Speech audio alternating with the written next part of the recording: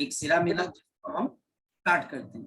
तो हमने अभी तक ये सीखा भाई कि मेरे पास कैपेसिटेंस वैसे तो पैरेलल प्लेट की एप्सिलॉन नॉट ए अपॉन डी के बराबर होती है, और अगर आप डाइलेक्ट्रिक से कंप्लीटली फिल कर दो, अगर आप डाइलेक्ट्रिक से कंप्लीटली फिल कर दो, डाइलेक्ट्रिक से कंप्लीटली फिल कर दो कि डाइलेक्ट्रिक कांस्टेंट है, तो ये के एप्सिलॉन नॉट ए अपॉन बच्चा हमारे पास डी के बराबर होती है।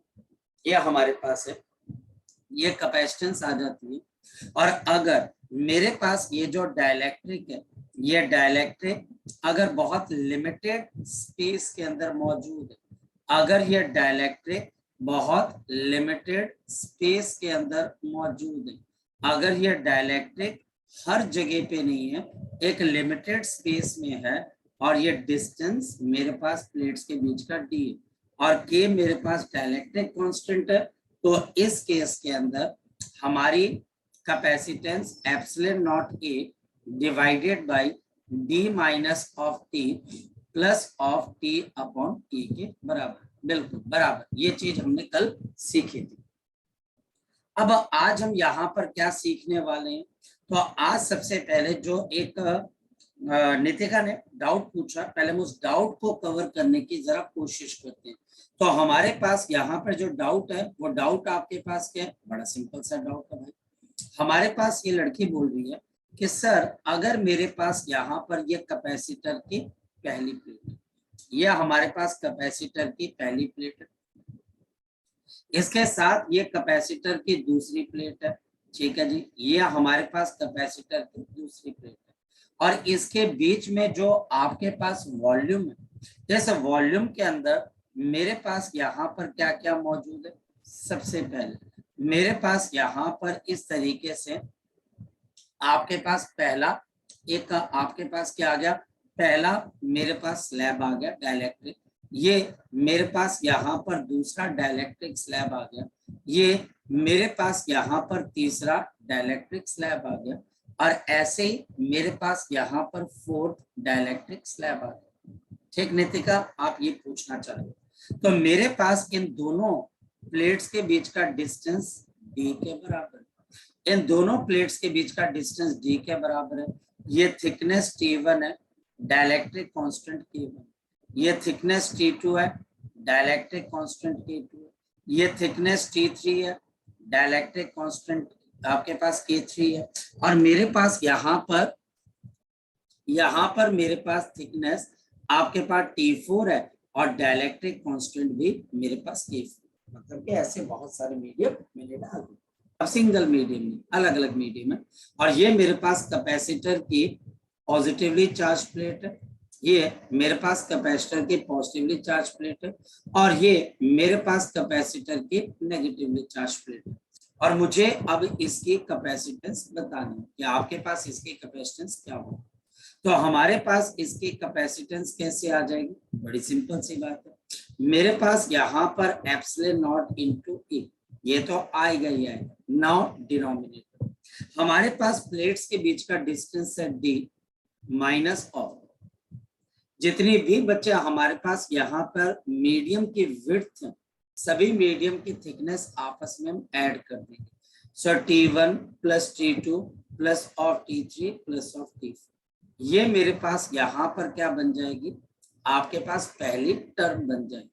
तो ये मेरे पास पहली टर्म बन जाएगी। नेक्स्ट, अब मेरे पास क्या आ जाएगा, we have T1 upon K1 plus of T2 upon K2 plus of T3 upon K3 and plus of last मेरे पास क्या आ जाएगा, T4 अपॉन K4। तो नितिका, अगर मेरे पास एक से ज्यादा मीडियम होती, अगर मेरे पास एक से ज्यादा मीडियम है, मैंने 4 लिए, टीचर 2 भी ले सकता है, टीचर 5 भी ले सकता है, टीचर 3 भी ले सकता है, टीचर कोई भी मीडियम ले सकता है, और मुझे यहाँ पर ये बताना है कि इन दोनों के इन प्लेट्स के बीच में अगर मैं मीडियम को प्लेस करता हूँ, तो जो कैपेसिटेंस है वो हमारे पास कुछ इस तरीके से कैलकुलेट होगा। क्लियर है?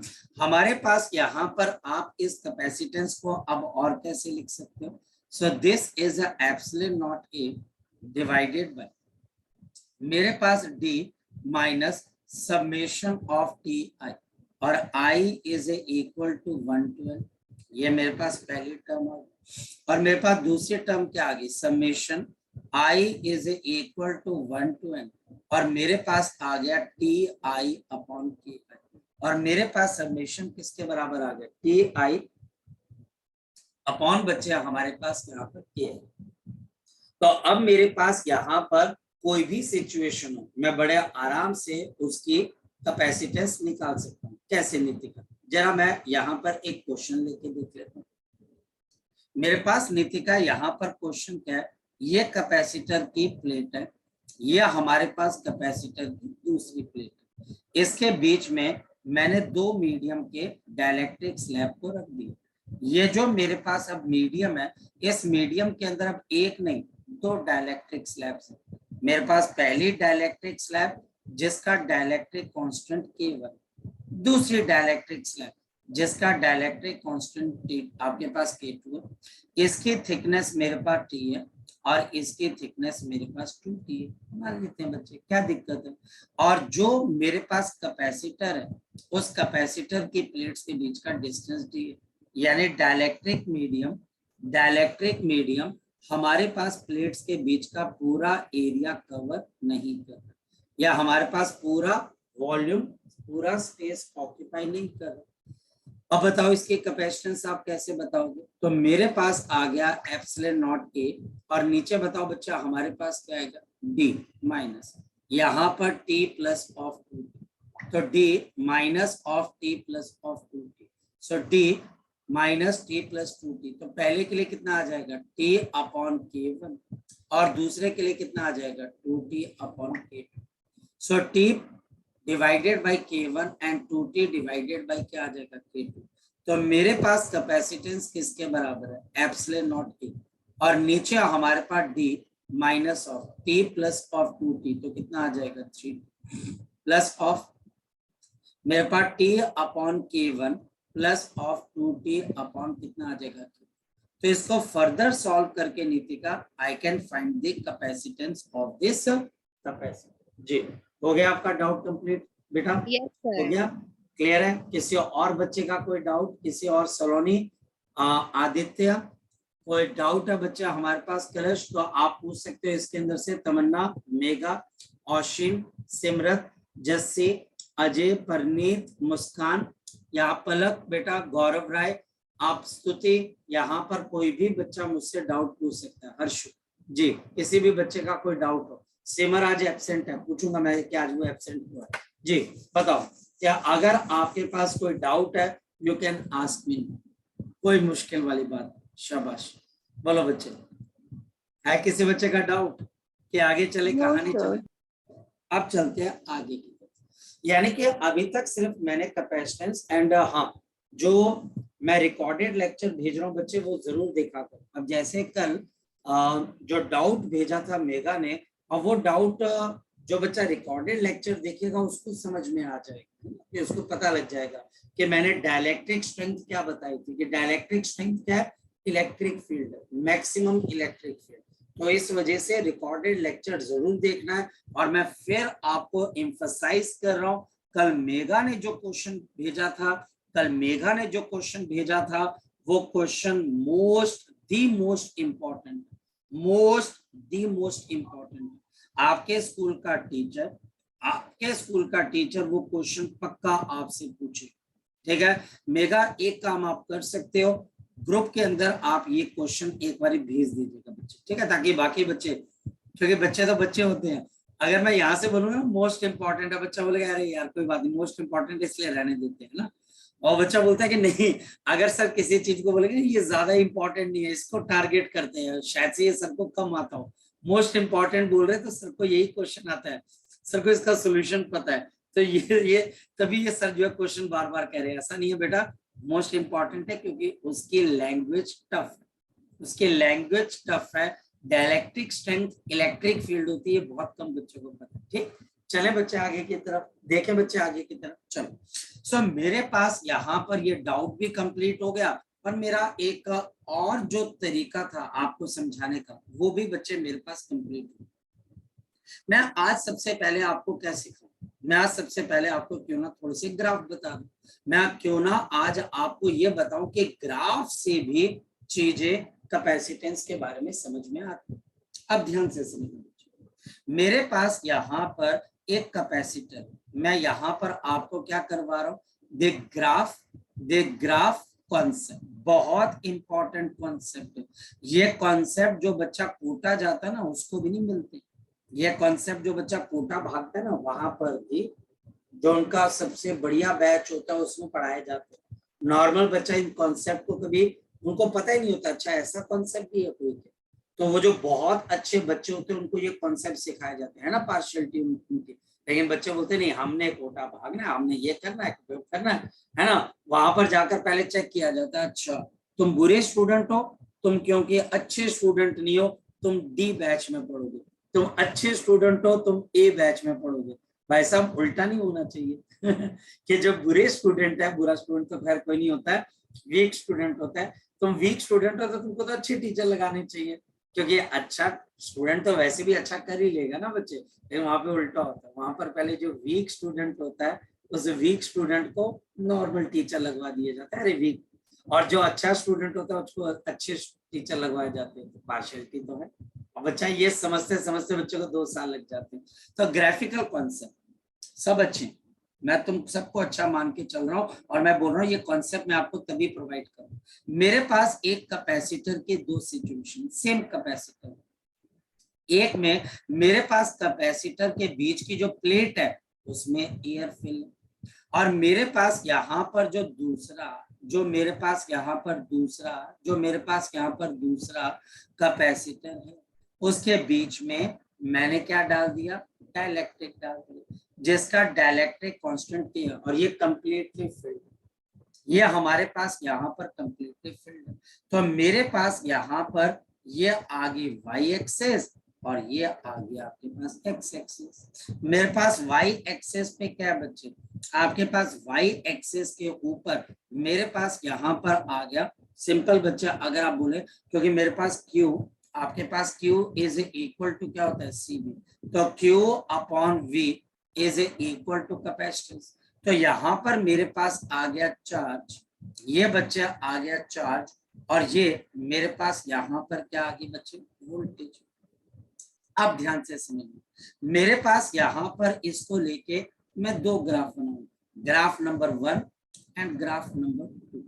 ये मैं यहाँ पर 2 ग्राफ बनाऊंगा, ग्राफ नंबर 1 ये आपके पास 1, दिस इज ग्राफ नंबर 2, ये ग्राफ नंबर 2, ये एंगल मेरे पास अल्फा है, ये एंगल मेरे पास बीटा। तो मेरे पास एक एंगल अल्फा और दूसरा एंगल मेरे पास क्या आ गया बच्चे, बीटा।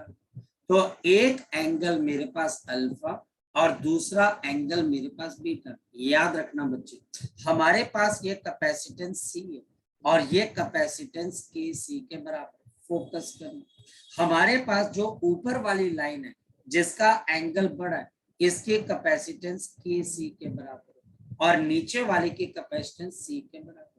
और ये भी ध्यान रखना बच्चे, क्या हमारे पास टेंजेंट ऑफ बीटा आपके पास यहाँ पर KC के बराबर है, और मेरे पास यहाँ पर टेंजेंट ऑफ अल्फा ये हमारे पास C के बराबर।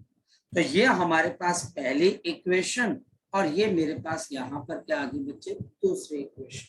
तो एक जगह पे मेरे पास आगे पहली equation tangent beta is equal to KC, और दूसरी जगह पे मेरे पास tangent alpha is equal to आपके पास किसके बराबर आ गए, C के बराबर। और इस पर्टिकुलर वजह से, इस पर्टिकुलर सिचुएशन की वजह से मैं यहाँ पर बता सकता हूँ कि इस कैपेसिटेंस की वैल्यू ज्यादा और इसकी कम।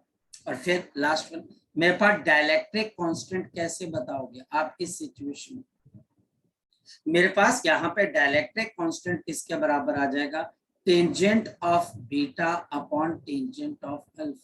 So tangent of beta divide by tangent of alpha. कैसे, मैं आपको यहाँ पर एक सैंपल क्वेश्चन करके बताता हूँ। तो मैं यहाँ पर आपको एक सैंपल क्वेश्चन करके बताता हूँ। Now this is the y axis, this is the x axis. तो एक तरफ मेरे पास चार्ज आ गया दूसरी तरफ मेरे पास पोटेंशियल आ गया। एक मेरे पास एंगल बना रहा है 30 डिग्री का, दूसरी तरफ एंगल मेरे पास कितने का बन रहा है बच्चे, 60 डिग्री का। तो टीचर बोलता है कि किसमें डायलैक्ट्रिक है या किसमें डायलैक्ट्रिक नहीं है। तो बताओ क्या बताओगे बच्चे आप इसके अंदर से। ऊपर वाले में डायलैक्ट्रिक है, ऊपर वाले में डायलैक्ट्रिक है और नीचे वाले में होगा। अब टीचर मुझे क्या बोलेगा कि मुझे ये बताओ, मुझे ये समझाओ कि जो कैपेसिटेंस है जो विद डायलैक्ट्रिक है उसका डायलैक्ट्रिक कांस्टेंट क्या है। तो बड़ा आसान है। तो मेरे पास यहाँ पे dielectric constant is tangent of 60 degree, tangent of 60 degree divided by tangent of कितना आ जाएगा बच्चे, 30 degree. So tangent of 60 degree divided by tangent of कितना आ जाएगा, 30 डिग्री। तो टेंजेंट ऑफ 60 डिग्री ये हमारे पास कितने के बराबर आ जाएगा, टेंजेंट ऑफ 60 डिग्री ये हमारे पास √3 के बराबर है, और टेंजेंट ऑफ 30 डिग्री 1/√3 के बराबर है। तो जल्दी बता दो यहाँ पर के की वैल्यू किसके बराबर आ जाएगी, 3 के बराबर। तो हमारे पास यहाँ पर के की वैल्यू किसके बराबर आ गई बच्चे, 3 के बराबर। जी कॉन्सेप्ट क्लियर हुआ बच्चे आपको, कॉन्सेप्ट क्लियर हुआ बच्चे, सबसे पहले बताओ कॉन्सेप्ट क्लियर हुआ बच्चे आपको, यस और नो। आर्यन, आर्यन कलश बेटा, आदित्य कॉन्सेप्ट क्लियर हो गया। अगम जी, अगम बोलो बच्चे, डाउट पूछ बच्चे। Yes sir, yes sir. अगम बिल्कुल देख ले, डाउट अगर तेरे को क्लियर। अब तेरी तबीयत कैसी है, तू आ नहीं रहा है बहुत दिन से, क्या बात हुई। सर वही पहले वाला इशू। अच्छा कोई बात नहीं, कोई बात नहीं बच्चे, कोई बात नहीं, ठीक है। अभी तबीयत कैसी है तेरी। सर ठीक ही है, अभी भी मतलब है नहीं, उतना स्टेबल नहीं तो है। ऐसा कर, तू ऐसा कर, तू बोरिया बिस्तरा उठा के मेरे घर आ जा, तेरे को मैंने बढ़िया कर देना, तेरे को मैंने बढ़िया कर देना। अबे यार सर कोई उसके हट्टा रिलेटेड कट्टा बात नहीं। करनी है मेरे हाँ को। तेरे को खिला पिला कर जो है ना, तेरे डोले शोले बनाकर तेरे को पहचान में नहीं आएगा कोई। खैर कोई बात नहीं। फिर भी बच्चा, अगर किसी बच्चे का कोई डाउट है तो बच्चा वो डाउट पूछ सकता है। जी स्तुति बोलो बच्चे, शाबाश, वेरी गुड, बहुत अच्छी, बहुत अच्छी स्तुति। सर ये मीडियम ग्लास होगा ना। नहीं ये जरूरी नहीं है राजे, ये तो के है, ये तो कुछ भी हो सकता है, हाँ है ना, ये तो कुछ भी हो सकता है ना, हाँ है ना। डायलैक्ट्रिक है, डायलैक्ट्रिक है, it can be glass, it can be anything. हम उसको अच्छा मैं समझ गया तेरी बात, मैं समझ गया तेरी बात। अब मेरे को, मैंने अपनी स्क्रीन पे देखा है, हाँ ये जरूर है कि अगर के की वैल्यू 3 है तो ग्लास हो सकता है। ठीक है मैं तेरी बात समझ गया, ठीक है। आई एम सॉरी, मेरे एनालिसिस करने में देरी होगी। मैंने के इज इक्वल टू 3 मैंने बोला ओ ये लड़का बच्चा इसी वजह से क्या, ठीक है ये ग्लास हो सकता है। ठीक बेटा, बाकी कोई डाउट बेटा। No sir. अब मेरे पास यहाँ पर आपके पास नेक्स्ट पॉइंट क्या, मेरे पास यहाँ पर अब आता है वो कॉन्सेप्ट बच्चा हमारे पास, जिस कॉन्सेप्ट को समझना थोड़ा सा डिफिकल्ट, लेकिन समझने में आपको थोड़ा सा, अगर आप दिमाग पे जोर डालोगे तो बात पता लग जाएगी। तो हमारे पास ये एक ऐसा कैपेसिटर है जिसमें एयर है। मेरे पास यहाँ पर एक दूसरा कैपेसिटर है, फोकस करना बच्चे, मेरे पास यहाँ पर दूसरा एक कैपेसिटर है जिसके बीच में मैंने पूरी तरीके से क्या कर दिया बच्चे, आपके पास एक डाइलेक्ट्रिक मीडियम को डाल दिया। और ये बच्चा हमारे पास कुछ इस तरीके से है, ये डाइलेक्ट्रिक मीडियम है और ये एयर, सेम कैपेसिटर, एरिया भी सेम है, डिस्टेंस भी सेम है, सब कुछ सेम। अब यहाँ पर मेरे पास इलेक्ट्रिक फील्ड किसके बराबर होती है, E के बराबर। लेकिन डाइलेक्ट्रिक मीडियम डालने के बाद इलेक्ट्रिक फील्ड क्या होती है, E डिवाइडेड बाय Q। और K हमेशा क्योंकि ग्रेटर देन 1 होता है, और इस वजह से डाइलेक्ट्रिक वाली जो इलेक्ट्रिक फील्ड होती है it is less than the electric field जो कि विद एयर होती है, उससे थोड़ी सी कम हो जाती है क्योंकि बच्चे बीच में डाइलेक्ट्रिक आ गए। अब मेरे पास यहाँ पर बच्चे, अगर आप यहाँ पे ग्राफ बनाते हो, किसका ग्राफ बनाते हो बच्चे, यहाँ पर आप इलेक्ट्रिक फील्ड वर्सेस डी के बीच का ग्राफ बनाते हो, जहां पे डी दोनों प्लेट्स के बीच का डिस्टेंस है। फोकस करो, मेरे पास विद एयर इलेक्ट्रिक फील्ड ज्यादा है और ये कांस्टेंट होती है सिग्मा बाई एप्सिलॉन नॉट, और जैसे आप मीडियम डालते हो तो ये इलेक्ट्रिक फील्ड क्या हो जाती है, वीक हो जाती है। तो हमारे पास ये इलेक्ट्रिक फील्ड ई है which is with the air, और ये इलेक्ट्रिक फील्ड बच्चा हमारे पास E डिवाइडेड बाई के।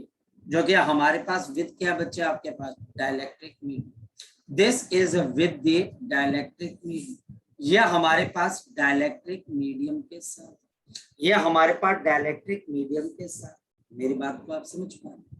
और सपोज, अब इंपॉर्टेंट, सपोज कि ये डाइलेक्ट्रिक मीडियम मेरे पास मेटल, अगर ये डाइलेक्ट्रिक मीडियम मेरे पास मेटल है तो मेटल के लिए के की वैल्यू क्या होती है बच्चे इनफाइनाइट, और समथिंग अपॉन इनफाइनाइट क्या होती है जीरो, तो इलेक्ट्रिक फील्ड मेटल के डाइलेक्ट्रिक के अंदर क्या हो जाएगी जीरो। तो अगर आप उसका ग्राफ देखोगे, अगर इसके बीच में आप मेटल को डाल दोगे तो आपके पास ये लाल कलर की लाइन क्या बता रही है electric field inside metal, this is the electric field inside the metal, this is the electric field inside the metal, मेरी बात को आप समझ पा रहे। अगर टीचर कभी कैपेसिटर के बीच की इलेक्ट्रिक फील्ड का ग्राफ बनाने को बोलते हैं तो आप पहले जज करिएगा कि उसके बीच में एयर है, उसके बीच में डाइलेक्ट्रिक है और उसके बीच में मेटल तो नहीं, और फिर आप अकॉर्डिंगली ग्राफ बनाते हो। ग्राफ कांस्टेंट ही होता है, मतलब कि पैरेलल टू एक्स एक्सिस ही है, लेकिन अगर टीचर कंपेयर करता है तो एयर वाला सबसे ऊपर होता है क्योंकि उसमें फील्ड स्ट्रांग होती है, और डाइलेक्ट्रिक वाला बच्चे थोड़ा उससे नीचे। अगर मेटल आ जाता है, ये मेटल की स्लैब होगी तो आपकी इलेक्ट्रिक फील्ड क्या हो जाएगी जीरो, हमारी इलेक्ट्रिक फील्ड क्या हो जाएगी बच्चे जीरो हो जाएगी, ये हमें पता। लेकिन क्या हो बच्चे अगर मैं आपको अब पोटेंशियल, अब बहुत इंपॉर्टेंट गेम होने वाली है, अगर मैं आपको यहाँ पर पोटेंशियल, अगर मैं आपको यहाँ पर पोटेंशियल, अगर मैं आपको यहाँ पर पोटेंशियल v वर्सेस बच्चे डिस्टेंस d का ग्राफ बनाने को बोलूं तो जरा स्टार्ट करते हैं बच्चे। हमारे पास ये विद एयर वाला कैपेसिटर, यानी इस कैपेसिटर की प्लेट्स के बीच में हमारे पास क्या बच्चे एयर, हमारे पास यहाँ पर ये पॉजिटिव और ये नेगेटिव, और इनके बीच का डिस्टेंस d के बराबर। ये मेरे पास यहाँ पर पॉजिटिव प्लेट है और ये नेगेटिव, यानी कि मैं यहाँ पर अगर ट्रेवल करता हूँ, अगर मैं A से लेके B के बीच में ट्रेवल करता हूँ, ये देखो मैं A से लेके B के बीच में ट्रेवल करता हूँ तो मेरा पोटेंशियल पॉजिटिव से कहाँ की तरफ को चला जाता है, जल्दी बोलो बच्चे, नेगेटिव की तरफ। मेरा पोटेंशियल पॉजिटिव से नेगेटिव की तरफ को चला जाता है। तो मेरे पास अब मेरा ग्राफ क्या होगा, ध्यान से समझना, ये बच्चे हमारे पास यहाँ पर ग्राफ, ये ग्राफ हो जाएगा, ये कैपेसिटर के बीच में पोटेंशियल का ग्राफ, ये पोटेंशियल का ग्राफ है, ये पोटेंशियल का ग्राफ है, पोटेंशियल वर्सेस डी का ग्राफ इनसाइड कैपेसिटर। और अभी मैंने कौन सा कैपेसिटर लिया, अभी मैंने कौन सा कैपेसिटर लिया, जिस कैपेसिटर के अंदर इस वक्त आपके पास क्या बच्चे, शाबाश बोलो, एयर, जिसके बीच में एयर। एक मस्त चीज और बताओ, अगर आप इस ग्राफ के सबसे लोअर मोस्ट पॉइंट का एक्स एक्सिस के साथ एंगल ले लेते हो थीटा, तो जो टेंजेंट ऑफ थीटा होगा वो आपके पास किसके प्रोपोर्शनल होगा, electric field, they electric field, they electric field, they electric field inside the, electric field inside the आपके पास यहाँ पर capacitor, the tangent of theta is equal to the electric field inside the capacitor। अब सही कहानी शुरू होती है, मतलब कि इस कॉन्सेप्ट को समझने के लिए बहुत फोकस चाहिए, बहुत ध्यान से समझना पड़ेगा कि अगर मान लिया जाए, अगर मान लिया जाए बच्चे हमारे पास कि ये मेरे पास कैपेसिटर की प्लेट्स हैं और इन कैपेसिटर की प्लेट्स के बीच में मैं अब एक डाइलेक्ट्रिक को डाल देता हूँ जिसका डाइलेक्ट्रिक कांस्टेंट किसके बराबर है बच्चे, के के बराबर। सेम मैं यहाँ पर बच्चे मैं पॉजिटिव से नेगेटिव की तरफ को जा रहा हूँ, तो अब यहाँ पर बच्चे हमारे पास अगेन मैं कितना डिस्टेंस ट्रेवल कर रहा हूँ, तो क्या अब मेरा ग्राफ सेम बनेगा कि डिफरेंट बनेगा। अब बच्चा यहाँ पर विचार करने लगता है कि क्या करेंगे। अब एक बात बताओ, यहाँ पर अगर इलेक्ट्रिक फील्ड E थी तो यहाँ पर इलेक्ट्रिक फील्ड किसके बराबर है, E/2, क्योंकि डाइलेक्ट्रिक मीडियम। फिर मुझे एक बात बताओ, आपके पास टेंजेंट ऑफ थीटा अगर इलेक्ट्रिक फील्ड है तो इसका मतलब टेंजेंट ऑफ थीटा और दूसरे केस में इलेक्ट्रिक फील्ड डिवाइडेड बाई किसके बराबर हो जाएगा, के के बराबर। मेरी बात को ध्यान से समझ। अब यहाँ पर के की वैल्यू ग्रेटर देन 1 होती है और देयरफॉर और ग्रेटर देन 1 है तो टेंजेंट ऑफ थीटा की वैल्यू बढ़ जाएगी पिछले के मुकाबले की कम हो जाएगी, कम हो जाएगी। जरा सोच के देखो, अगर मेरे पास यहाँ पर के की वैल्यू ज्यादा है तो टेंजेंट थीटा की वैल्यू कम हो जाएगी, और अगर टेंजेंट थीटा की वैल्यू कम हो जाएगी तो जो आपका ये वाला ग्राफ है ये कुछ ऐसे चल, ये ग्राफ बच्चे आपके पास ऐसे चल विद डायलेक्ट्रिक वाला, और ये हमारे पास एक्स एक्सिस के साथ बड़ा एंगल बनाएगा कि छोटा एंगल बनाएगा, जरा बताओ बच्चों, छोटा एंगल। ये हमारे पास यहाँ पर छोटा एंगल बनाएगा, बिल्कुल छोटा एंगल। ये बता रहा है कि हमने इस मीडियम के अंदर क्या डाल दिया बच्चे आपके पास, डाई इलेक्ट्रिक डाल दिया, ये डाई इलेक्ट्रिक डाल दिया। लेकिन फिर एक बच्चा बोलता है सर अगर मैं मेटल को देखूं तो क्या होगा। अगर आप मेटल को डालते हो तो मेटल में इलेक्ट्रिक फील्ड 0 है, तो मेटल के लिए बच्चे पोटेंशियल आपके पास क्या रहता है, कांस्टेंट। तो आपके पास पोटेंशियल वहां पर कांस्टेंट रहेगा। ये ऊपर वाली चीज आपके पास किसके लिए बच्चे, शाबाश बताओ, ऊपर वाली चीज किसके लिए बच्चे, मेटल के लिए। तो एक बात को समझने की कोशिश करना, ये मेरे पास k इक्वल टू 1 है, ये वाला आपके पास k ग्रेटर देन 1 है, और ये बच्चे हमारे पास k किसके बराबर है बच्चे, इन्फिनिटी। तो जैसे जैसे डायलेक्ट्रिक कांस्टेंट बढ़ता जाएगा तो पोटेंशियल वर्सेस डिस्टेंस का ग्राफ क्या होता जाएगा, ऐसे ऊपर की तरफ को जा रहा है, ऊपर की तरफ। टेंडेंसी देखो, समझने की कोशिश करो। मेरे पास k की वैल्यू जितनी छोटी होगी ग्राफ उतना ऐसे होगा, मतलब कि उतना ये झुका हुआ होगा टुवर्ड्स दी वाई एक्सिस, और जितनी बच्चे हमारे पास k की वैल्यू बढ़ती जाएगी ये ग्राफ बच्चे कहाँ की तरफ को भागेगा बच्चे, ये ऐसे भागेगा, ये x एक्सिस के पैरेलल होने की कोशिश करेगा। यहाँ पर k की वैल्यू इक्वल टू 1 है, ग्रेटर देन 1, देखो आगे चला गया, और जब k इंफिनिटी को हो गया तो ये ग्राफ पूरी तरह से एक्स एक्सिस के यानी कि डिस्टेंस वाली एक्सिस के फ्लैट हो, ये डिस्टेंस वाली एक्सिस के क्या हो गया बच्चा, हमारे पास फ्लैट हो, ये डिस्टेंस वाली एक्सिस के क्या हो गया, फ्लैट हो। मैं आपको जो बात समझा रहा हूं उसको धीरे धीरे आप अंडरस्टैंड करना, जिससे मैं कई चीजें आपको बता सकता हूँ और कई क्वेश्चन इसमें से आ सकते हैं। ये आपको किसी किताब में ये कॉन्सेप्ट नजर नहीं आएगा, ना किसी कोचिंग के मटेरियल में, पर ये कॉन्सेप्ट है रियलिटी में, ठीक है। ये कॉन्सेप्ट मैंने भी बहुत कोचिंग के लिए मटेरियल बनाया, पर मैंने ये कॉन्सेप्ट आज तक किसी कोचिंग वाले को दिया नहीं, और ये बहुत अच्छा कॉन्सेप्ट है, बहुत इनोवेटिव कॉन्सेप्ट है, बहुत कम बच्चों को पता है, 100 में से करीबन 5 या 6 बच्चों को पता होता है ये भी कोई कॉन्सेप्ट है। अच्छा, इसके ग्राफ बनता है, बिल्कुल ग्राफ बनता है। ग्राफ से इस बात का फर्क पड़ता है कि डायलेक्ट्रिक बड़ा है कि छोटा, बिल्कुल फर्क पड़ता है। और आपका ऊपर वाला ग्राफ किसका बच्चे, इलेक्ट्रिक फील्ड वाला, और नीचे वाला किसका ग्राफ है बच्चे, हमारे पास पोटेंशियल वाला। इन दोनों ग्राफ को बच्चे मैं एक एक पॉइंट बच्चे आपको बताता जाऊँ, एक एक, कब टीचर कौन सा कॉन्सेप्ट पूछेगा और आपको ध्यान किस बात का। अब आपकी रियल स्टोरी शुरू होती है, आपकी रियल स्टोरी। मैं अब आपको स्ट्रगल करवाता हूँ, मैं अब आपको थोड़ा परेशान करता हूँ।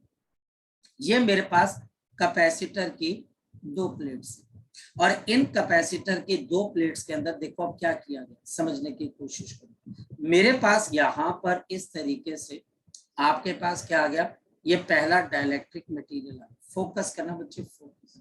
फिर ये मेरे पास एक दूसरा डाइलेक्ट्रिक मटेरियल आ गया, फोकस करना बच्चे, बस फोकस। और इसी के साथ साथ मेरे पास यहाँ पर क्या आ गया, तीसरा डाइलेक्ट्रिक मटेरियल, ये 3, ये बच्चे हमारे पास यहाँ पर 3 है, फोकस करना बच्चे, फोकस। हमारे पास यहाँ पर ये तीसरा डाइलेक्ट्रिक मटेरियल, ठीक है। मेरे पास यहाँ पर इसकी डाइलेक्ट्रिक कांस्टेंट K1 है, और इसके बच्चे आपके पास K2 है, और तीसरी बॉडी मेरे पास मेटल, और तीसरी बॉडी मेरे पास यहाँ पर मेटल। एक K1 आ गया, एक K2 आ गया, और तीसरा बच्चे मेरे पास क्या आ गया, मेटल। मेरी बात को समझ पाए। अब मुझे यहाँ पर मैं इसको कुछ नंबर्स दे देता हूँ, जैसे 1 2 3 4 5 6 7 और 8। सबसे पहले टीचर मुझे ग्राफ बनाने को बोलते हैं, सबसे पहले टीचर मुझे यहाँ पर ग्राफ बनाने को बोल रहा है, और ये ग्राफ बच्चे मुझे कहाँ से कहाँ के बीच में बनाना है, 1 से लेके 8 के बीच में। जरा चेक कर लेते। तो मेरे पास यहाँ पर 1, then 2, then 3, then 4, 5, 6, 7 और 8। फोकस करते रहना, जहां कोई डाउट आए मुझे उस वक्त रोक देना बच्चे। एक मिनट, यह हमारे पास ग्राफ की कुछ लाइंस, ये लाइंस वैसे डॉटेड होनी चाहिए, पर डॉटेड लाइंस का मेरे पास अभी कोई प्रोविजन नहीं है, तो मैं ये बना नहीं पाऊंगा। तो ये मैं सिर्फ पॉइंट्स को मेंशन कर रहा हूँ, ये पॉइंट्स को मैं मेंशन कर रहा हूँ बच्चे। ये 6 हो गया आपके पास, या हमारे पास 7 हो गया, और ये बच्चा हमारे पास 8 हो गया। एक मिनट, या हमारे पास यहाँ पर 5 हो गया, या हमारे पास यहाँ पर 6 हो गया, ये 6 हो गया हमारे पास, और आपके पास ये हमारे पास क्या हो गया 7, ये बच्चा हमारे पास यहाँ पर क्या हो गया 7, और लास्ट बच्चा हमारे पास क्या हो गया 8। मैं यहाँ पे ग्राफ बनाना चाहता हूँ बच्चे, और मैं ग्राफ बनाना चाहता हूँ between the electric field E, between the electric field E and the distance R, and the distance R। बेटा फोकस करो। सबसे पहले बच्चों मेरे पास 1 से लेके 2 के बीच में एयर है, आपके पास एयर है, हवा है, क्योंकि डाइलेक्ट्रिक मीडियम यहाँ पर अभी शुरू नहीं हुआ। यहाँ पर मेरे पास अगर 1 से लेके 2 तक एयर है तो इलेक्ट्रिक फील्ड सबसे ज्यादा है। फिर बच्चे, और ये भी है बच्चे हमारे पास K1 ग्रेटर देन K2, ये भी ध्यान से रखना। K1 का डाइलेक्ट्रिक कांस्टेंट K2 से बड़ा, ये मैं बताना भूल गया था। फिर मेरे पास यहाँ पर आपके पास क्या आ गया बच्चे, एक डाइलेक्ट्रिक मीडियम। डाइलेक्ट्रिक मीडियम आते ही इलेक्ट्रिक फील्ड वीक हो जाती है, सो 2 से 3 आपकी इलेक्ट्रिक फील्ड क्या होगी बच्चे आपके पास, ये वीक होगी, ये इलेक्ट्रिक फील्ड वीक होगी। फिर जैसे 3 से 4 गया, दोबारा से मेरे पास क्या आ गई एयर, एयर आएगी तो इलेक्ट्रिक फील्ड पहले एयर जैसी हो जाएगी। मेरी बात को आप समझ पा रहे हो। फिर मैं डाइलेक्ट्रिक मीडियम में आया तो इलेक्ट्रिक फील्ड वीक हो जाएगी, लेकिन K1 K2 से बड़ी है, इस वजह से इसकी इलेक्ट्रिक फील्ड K1 के मुकाबले थोड़ी कम रेड्यूस होगी। सोच के देखिए, आपके electric field E divided by K होती है, तो K जितना बड़ा होगा आपकी इलेक्ट्रिक फील्ड उतनी कम हो जाएगी, K जितना छोटा होगा इलेक्ट्रिक फील्ड एक तरीके से उतनी ज्यादा होगी। तो जब आप 4 और 5 के बीच में बनाते हैं तो ये जो इलेक्ट्रिक फील्ड है 4 से 5 वाली, ये 2 से 3 वाले के मुकाबले थोड़ी ज्यादा होगी, एयर के मुकाबले कम होगी लेकिन उसके मुकाबले ज्यादा। 5 to 6 फिर मेरे पास एयर है, एयर आ जाएगा। 6 to 7 अब मेटल है। अब बताओ मेटल है तो क्या हो जाएगा, जल्दी बताओ। अगर मेटल है तो क्या हो जाएगी, तो ये इलेक्ट्रिक फील्ड क्या हो जाएगी आपके पास 0 मेटल के अंदर। 7 to 8 7 to 8 7 to 8 दोबारा से मेरे पास एयर है, तो ये बच्चा आपके पास ऐसे बच्चा। चलिए अब आपकी बारी है मुझे ये बताने की कि आपको ये बात समझ में आई या फिर नहीं आई। 6 to 7 0 है, और यहाँ पर बच्चा हमारे पास इलेक्ट्रिक फील्ड E है, ये मेरे पास E by K1 है, ये बच्चा हमारे पास E है, ये मेरे पास E by K2 है, ये मेरे पास E है, ये मेरे पास 0 हो गई, और ये दोबारा से मेरे पास E है। जल्दी बोलो बच्चे, शाबाश बच्चे। अगर किसी बच्चे का डाउट है तो वो बच्चा मुझे यहाँ पर पूछ सकता है। शाबाश। है किसी बच्चे का डाउट बेटा? अलग अलग क्यों है? क्या बच्चे? बोल बोल, हिम्मत रख बोलने की बेटा, बोल। शाबाश। सेम क्यों नहीं है? किस चीज में सेम नहीं है बच्चे, बताओ किस चीज में सेम नहीं है बेटा, बोलो। जैसे 1 2 और 2 3 की सेम क्यों नहीं है? सबसे पहले बात बताओ बच्चे, हमारे पास 1 से लेके 2 के बीच में एयर, ये बात मान गया कलश तू बच्चे, यस और नो? Yes sir. और बच्चे 2 से 3 के बीच में एयर है कि कोई और मीडियम है? कोई और मीडियम है। और जब कोई और मीडियम आता है तो आपकी इलेक्ट्रिक फील्ड, जो आपकी इलेक्ट्रिक फील्ड होती है किसी और मीडियम के अंदर, वो एयर के मुकाबले कैसे हो जाती है? So electric field air divided by K of the medium. अब एक बात देख, ठीक है बच्चे, और जो K ऑफ मीडियम होता है कलश, ये हमेशा ग्रेटर देन 1 होता है। अब जरा मैथमेटिकली सोचने की कोशिश, suppose electric field in the air मेरे पास 10 के बराबर है और के ऑफ मीडियम कितने के बराबर है 2, तो उस मीडियम के अंदर आपकी इलेक्ट्रिक फील्ड एयर के मुकाबले कितनी रह जाएगी? बता शाबाश बच्चे, हर्ष बता बच्चे कितनी रह जाएगी? हेलो हेलो सर, आपकी वीडियो पॉज हो गई थी। अच्छा फिर से देख बच्चे, हमारे पास जो इलेक्ट्रिक फील्ड होती है किसी भी मीडियम की, वो electric field in the air divided by, जैसे मैं तुझे यहाँ पर एक एग्जांपल देता हूँ। अगर मान लिया जाए के ऑफ वाटर कितना होता है बच्चे आपके पास, तो ये बच्चे आपके पास 80 होता है।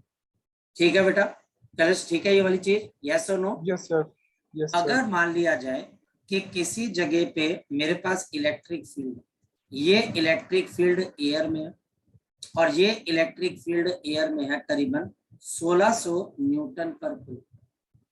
अगर इस जगह पे आप एयर को हटाकर पानी लेके आ जाओ, क्या लेके आ जाओ बच्चे? पानी। यहाँ पर आप वाटर लेके आ जाओगे, तो यहाँ पर जो इलेक्ट्रिक फील्ड वाटर के अंदर होगी वो electric field in the air divided by के ऑफ द वाटर, तो आपकी इलेक्ट्रिक फील्ड कलश कितनी हो जाएगी? 1600/80। ये कैंसिल होके कितनी आ जाएगी? बोल बच्चे बच्चे बोल शाबाश। 20। तो बढ़ गई कि कम होगी बच्चे आपके पास? बोल शाबाश। बढ़ गई कि कम होगी? 1600 और 20 कम होगी। कम होगी। और अगर तो मान लिया जाए कोई और एक ऐसा मीडियम लेके आता है जिसके के की वैल्यू 100 के बराबर है, तो वहां पर यही इलेक्ट्रिक फील्ड उस मीडियम के अंदर कितनी हो जाएगी? तो 1600/100, तो बता कितने की रह जाएगी? 16 न्यूटन पर कूलम। बढ़ गई कि कम होगी बच्चे? ये तो पिछले के मुकाबले और कम होगी। जितना बड़ा तेरा डाइलेक्ट्रिक कांस्टेंट होता जाएगा, तेरे अंदर इलेक्ट्रिक फील्ड उतनी कम होती जाएगी। आपकी के की वैल्यू बढ़ती जाएगी तो इलेक्ट्रिक फील्ड कम होती जाएगी। तभी तो मेटल्स में जहां पर के की वैल्यू इनफाइनाइट होती है, इलेक्ट्रिक फील्ड क्या हो जाती है? जीरो। ठीक है बच्चे, क्लियर है? Yes sir. अब Yes, मुझे sir. एक चीज बता, जब तू यहां से चला, ये कैपेसिटर की पहली प्लेट, ये दूसरी प्लेट, यहाँ पर एयर थी, इलेक्ट्रिक फील्ड ज्यादा थी। जैसे तो पहले मीडियम में आया, इलेक्ट्रिक फील्ड कम होगी, फिर तो एयर में चला गया, इलेक्ट्रिक फील्ड नॉर्मल होगी, फिर तो दूसरे मीडियम में आया, इलेक्ट्रिक फील्ड कम होगी। लेकिन यहाँ पर K1 और K2 तो बराबर नहीं है, K1 बड़ा है, तो इसका मतलब K1 बड़ा है तो उसमें इलेक्ट्रिक फील्ड ज्यादा कम होगी as compared to the second medium. फिर तो एयर के अंदर आ गया, इलेक्ट्रिक फील्ड नॉर्मल होगी।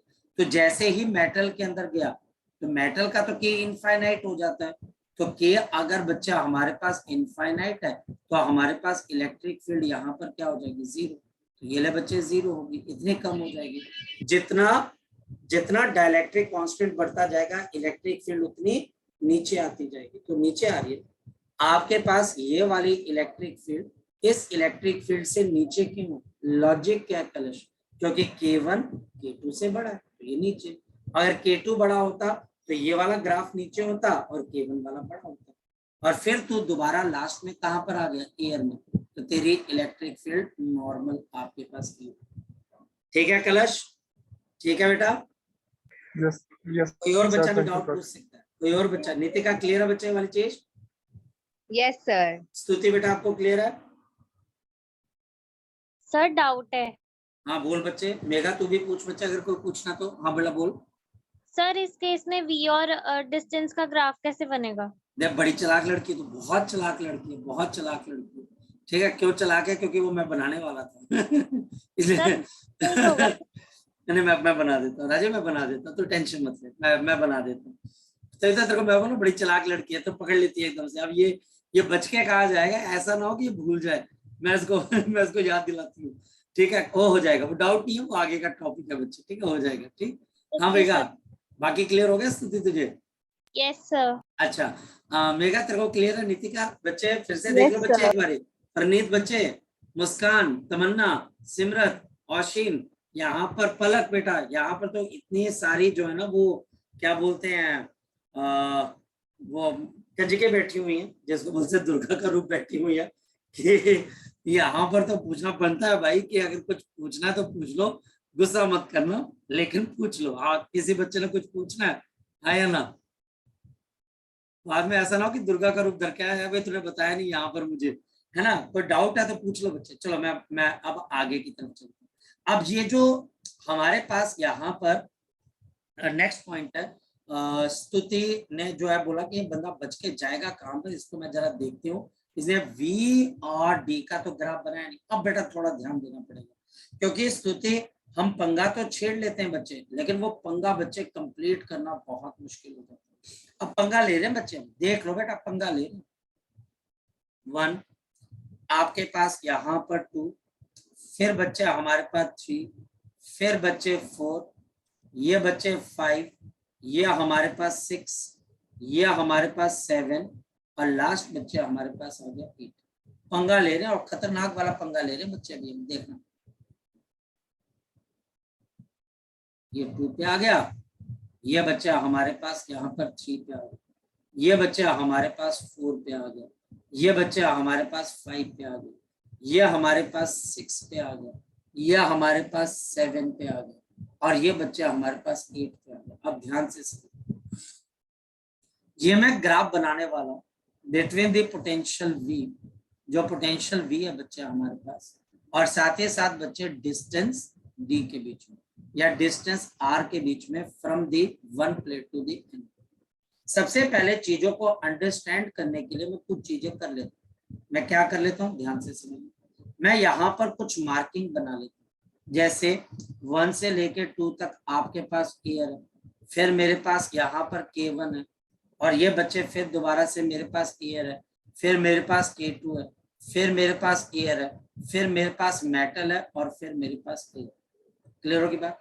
और मेरे पास एक और चीज है, क्या आपके पास K1 is greater then K2, और मेरे पास एक और चीज गिवन है कि K1 is greater then K2, K1 is greater then K2, K1 is greater then K2।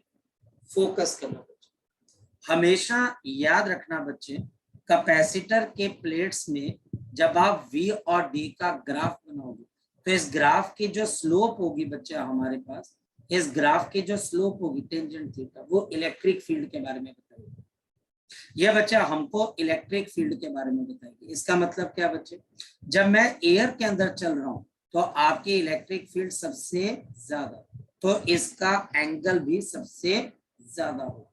इसका एंगल बच्चा हमारे पास सबसे ज्यादा होगा, इसका एंगल बच्चा हमारे पास सबसे ज्यादा। यहां से स्टार्ट करते हैं, ये देखिए बच्चे एंगल सबसे ज्यादा। जब मैं एयर के अंदर जाऊंगा तो एंगल सबसे ज्यादा, ये एंगल बच्चा हमारे पास क्या आ जाएगा, मान लो कि ये एंगल मेरे पास अल्फा। क्लियर होगी बात। ये मैं V और D बना रहा हूं, मैं यहाँ पर रेफरेंस क्या ले रहा हूँ, मैं रेफरेंस इसी को ले रहा हूँ। क्या अगर मेरे पास एयर है तो एंगल थीटा, डाइलेक्ट्रिक है तो ग्राफ तो सेम बनेगा लेकिन एंगल थोड़ा छोटा हो जाएगा। अब हम चलते हैं आगे की तरफ, अब हम चलते हैं बच्चे आगे, K1 डाइलेक्ट्रिक मीडियम आ गया, तो ये एंगल बढ़ जाएगा कि छोटा हो जाएगा बच्चे, तो हमारे पास ये एंगल क्या हो गया, छोटा। ये देखिए ये एंगल बच्चा हमारे पास छोटा हो जाएगा और ये एंगल मेरे पास क्या बन गया, बीटा बन गया। ये एंगल मेरे पास बीटा, थोड़ा फ्लैट हो गया। फिर दोबारा से जब मैं एयर पे आऊंगा तो मेरा एंगल दोबारा से क्या हो जाएगा, जल्दी बोलो बच्चे, दोबारा से मेरा एंगल क्या हो जाएगा बच्चे, अल्फा। अब जब मैं K2 में जाऊंगा तो K2 में मैं गया और K1 is greater then K2, तो क्या लगता है बच्चा हमारे पास, तो हमारे पास अब एंगल बीटा से थोड़ा बड़ा हो जाएगा क्योंकि K2 छोटा है, तो हमारे पास यहाँ पर एंगल अल्फा से छोटा होगा लेकिन बीटा से बड़ा होगा, तो ये एंगल बच्चे हमारे पास ऐसे बन जाएगा और ये एंगल हमारे पास क्या बन गया बच्चे, गामा बन गया। फिर एयर आ गई, फिर मेरे पास एंगल कितना आ जाएगा बच्चे, आपके पास यहाँ पर अल्फा।